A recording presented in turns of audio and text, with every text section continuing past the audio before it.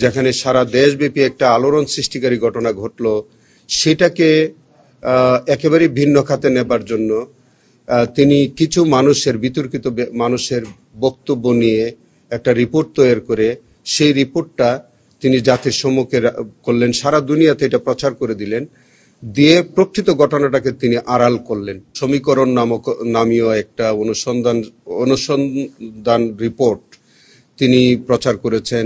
সেখানে আমরা তৎকালীন পররাষ্ট্রমন্ত্রী দীপমণির একটি ইন্টারভিউ আমরা পেয়েছি, সেখানে বিবিসির সাংবাদিকের একটা বক্তব্য আমরা পেয়েছি, আমরা আরেকজন সাংবাদিক পেয়েছি, তিনিও এই সম্পর্কে বলছে, মোজাম্মেল বাবুর সংশ্লিষ্টতা আমরা পাচ্ছি।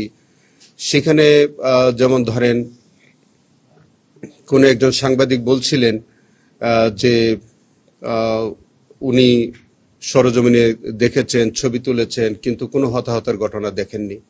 এরকম কিছু উদ্ভট ভিত্তিহীন মিথ্যা তথ্য তিনি প্রচার করেছেন। তখন ফারজানা রূপা সমীকরণ নামীয় যে অনুসন্ধানী রিপোর্টটা করেছেন, সেটা আমাদের কাছে মনে হয়েছে যে একেবারেই ঘটনার পরপরই, যেখানে সারা দেশব্যাপী একটা আলোড়ন সৃষ্টিকারী ঘটনা ঘটলো, সেটাকে একেবারে ভিন্ন খাতে নেবার জন্য তিনি কিছু বিতর্কিত মানুষের বক্তব্য নিয়ে একটা রিপোর্ট তৈরি করে সেই রিপোর্টটা তিনি জাতির সম্মুখে করলেন, সারা দুনিয়াতে এটা প্রচার করে দিলেন, দিয়ে প্রকৃত ঘটনাটাকে তিনি আড়াল করলেন।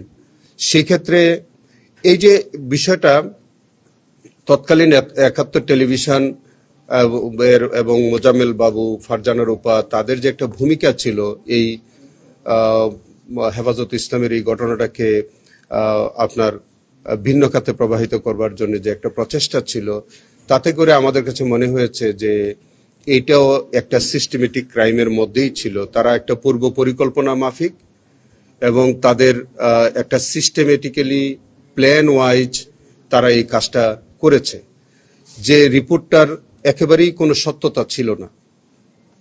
এবং সেখানে আপনার বিশেষ কোনো ব্যক্তিদের তারা সাক্ষাৎকার নিয়েছেন, তারাও খুব বিতর্কিত ব্যক্তি। সেই জায়গা থেকে আমাদের কাছে মনে হয়েছে যে এই মামলার ইনভেস্টিগেশনের স্বার্থে তাদের জিজ্ঞাসাবাদ করা খুব প্রয়োজন। এই কারণে আজকে আমরা মোজাম্মেল বাবু, যিনি ইতিমধ্যে বোধহয় জেলে আছে, এবং দীপমণি যিনি পররাষ্ট্রমন্ত্রী ছিলেন, তিনি ইন্টারভিউ দিয়ে একেবারেই শেখ হাসিনার অবিকল কথাটা তিনি বলেছেন। তাহলে দুইজনের বক্তব্য একরকম হয় কেমন করে?